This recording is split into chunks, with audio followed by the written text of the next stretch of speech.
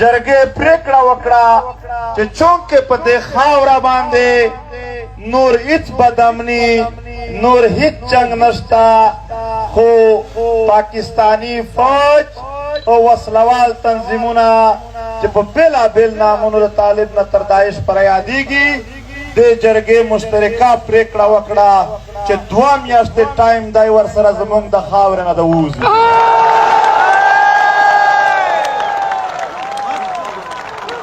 که چیرې په دې 2 میاشتو کې په دې خاوره امن خرابونکي قوتونه د دې خاورې نه نه ووتل بیا به دا جرګه خپل بندوبست کوي چې څنګه د دغه خاورې نه او د دغه وطن نه مونږ هر هغه قوت استلی شو چې په دې خاوره جنګ جوړوي پوښتنې راځي او فکر کوم جنرال صاحب په دې باندې که تاسو زیاتونه کوئ دوی خبر ستاسو پوښتنې ته به سړی لیوالي صاحب زم چې هغوی به ستاسو پوښتنې ته ځواب وایي چې ولې د لښکر مسله د ملي لښکر جوړولو خبره په دې دغه کې نه ده شامله شوې مادو کې لیوال صاحب دا خبره د سره نوټ کوي پوښتنه بیا به تاسو ځواب ورته ووایي یا د اشنا صاحب هم بیا که ځواب وایم او بیا اجازه اخلم مهرباني څه چې ما واورېدل البته تاسو پرې پوهېږئ چې دغه 3 دقیقې او 2 ثانیې د پرېکړو یو غږ چې دی دا بشپړ نه دی هغه څه چې ما واورېدل هغه کې دا شته او تقریبا بیخي اوله پرېکړه ده دغه پکې شته او هغه به خامخا راوځي دا په قاطعیت سره شته ده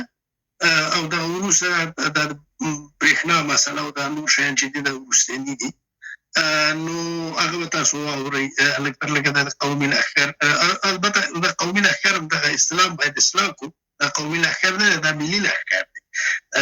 د قومي لښکر یو پورته ارزښت دی ملي لښکر خپل مفهوم لري او ډېر مهم دی موږ یوازې په 3م افغان انګلیس جګړه کې ملي لښکر درلوده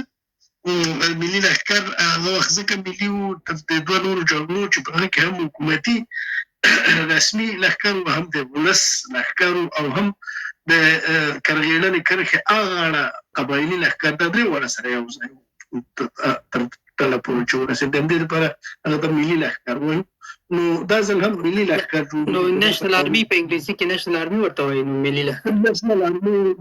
که ترجمه وکړو هغه نیشنل آرمي دی مګر هغه مفهوم نه رسوي کوم چې په پښتني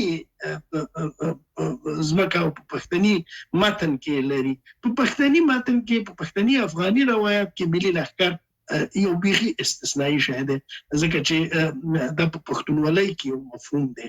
دا ډېر لوی ارزښت دی د نیشنل آرمي په نسبت په افغاني مفهوم کې دا کاملا د تاریخ یو استثناء ده او هیله ده چې دا کولی شي بالاخره افغانستان او ټول افغانان له دغه بدمرغۍ نه وژغوري مننه ډېره مننه لیوال صاحب که راسره پاتې کېږئ خوشحاله به سو او حتما ستونزه لرئ بیا راتلی سئ وخت ورکوو واصل فیضي صاحب تاسو ته راځو بیا جنرال صاحب تاسې څه اضافه کول غوښتل مهرباني وکړئ تاسې مننه کوم زه لنډ غواړم وضاحت ورکړم مخکې دوستانو وویل چې د نړۍ عکس العمل به څه وي په دې کې آیا له څخه به ملاتړ کوي که انتقاد به کوي په دې کې زه یو څو وضاحت بیا هم ورکوم په 3 او 4 ورځ باندې هم هغه دا دی چې غرب امریکا او متحدین به شان مصروف دي به یعنی هیڅ سرګرولو ته بیکار نه دي چې زمونږ په منطقو کې سوچو کې کوم پالیسي ته لاس وړاندې کی دلته ټول مسؤلیت په اوکراین او چاینا او شمالي کوریا او په غزې جنگ کې د لبنان سره یعنی هیڅ کوم بل تشویش ته دغه نشته دی او نه غواړي چې هغه باره کې بحث وکړي تاکتیکل تم نشته پیپی دویم موضوع دا ده چې دا د پښتنو او د پاکستان د پنجاب حکومت ترمنځ داخلي موضوع یا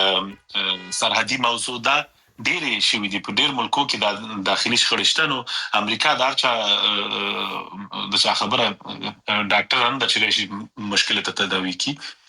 on the ground په راځي کې وضعیت تغییر کړی دی خپل ګورو پښتانه را پاتېدلي دي بعض دوستان راته ویل کېدای شي برتانیا چې د انګلیس د پنجاب د پاکستان پلار دی په جوړښت کې کېدای شي دی هغه وکړي، هغې به څه وکړي؟ هغې څه شی نشي کولی. هغه قدرت نه لري چې په هندوستان کې چې په لکونه فوجونه لرل او راجا سره به راغلل افغانستان باندې به حملې وکړي، هغه نور نه لري، هېڅ شی هم نه لري دی. نو بهرني قدرت قطعا نشته دی. په یو ان کې هم که خبره وکړي دی وایي چې موږ د پاکستان د تمامیت ارضي ته احترام لرو، خو پښتانه چې چی غواړي هغې خپل کار دی، آزاد دي، ضد یې نیسي دي. څلورم ټکی مې دا دی چې که پاکستان آرمي فوج یې که په دې پرېکړې سره توافق ونه کړي چې یعنې خیبر پښتونخوا نه د ضلعو نه وځي، دا نو په حقیقت کې په دې معنا ده چې یعنې باید بې ګناه کسان، بې وسلې کسان، انارمډ کسانو باندې بمبار وکړي. دا خو امکان نه لري. په پاکستان فوج کې ډېر پښتانه دي، په پولیس کې دي. زما هیله او مشوره مې ورته دا ده چې دا اوس چې دی فیصله وکړي، هغه د ملي د پښتنو لښکر جوړېږي، هغې ته دی شي. پاکستان فوج کې دې ته ډېره په سپکه کتل کېږي. موږ په دې سټاف کالجونو وړ کالجونو کې به کتل، یو دوه ډګروالانو د پاکستان، یو د پنجاب او بل پښتونو، بیا هم پوښتنه کوله چې تاسو پس د دې نه چې خپل ماسټري واخلئ او دغه که چېرته ځئ، یو ویل زه هیډ کوارټر کې کوم سټراټیجیک کماند ته ځم، د پنجابي ویلې، بلې ویلې چې ما لیږي دغه ته زه تعین شوی یم، زه بلوچستان کې کوم چېرته پشین کې قمندان که څه کېږم. ما یاره پښتون همداسې متعلقه خو مله همدا جنګ ته مخته کوي او خپله ځي په سټراټیجیک کماند کې غټ موقف اخلي. نو دا باید پوه شي چې پښتانه دایم د دې په حساب غلامان ټاکل شوي دي.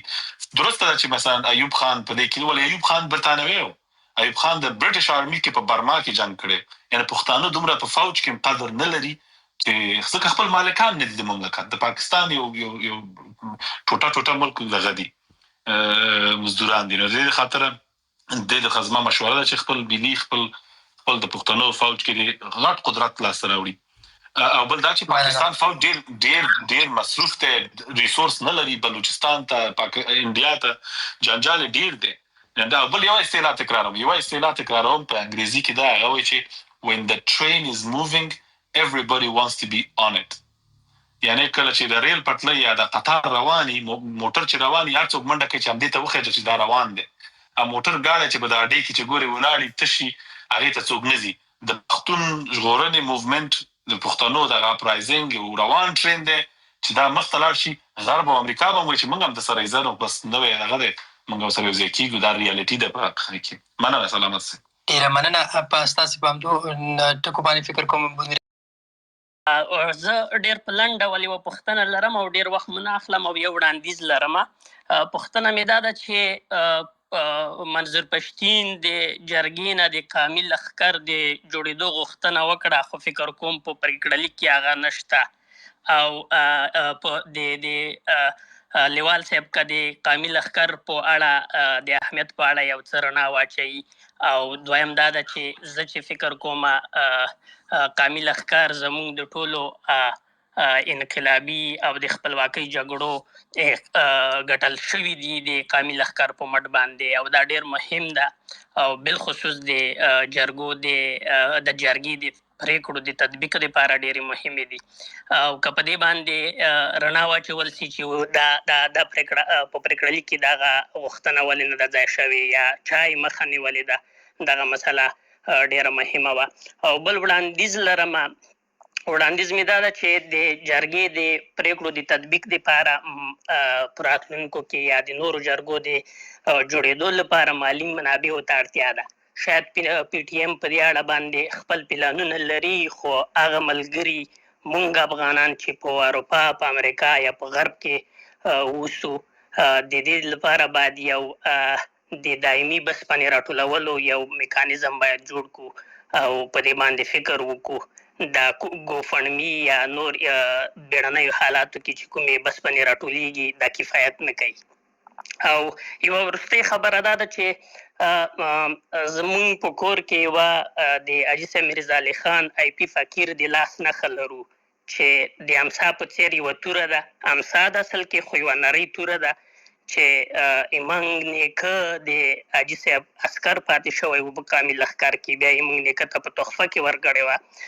موږ هڅه وکړله چې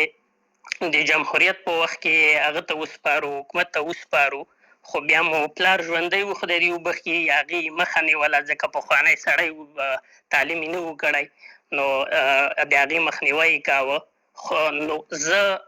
مونږ کورنۍ دې ته حاضر یو چې که چېرته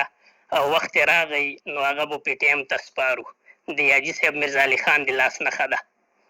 مننه وخت نه مو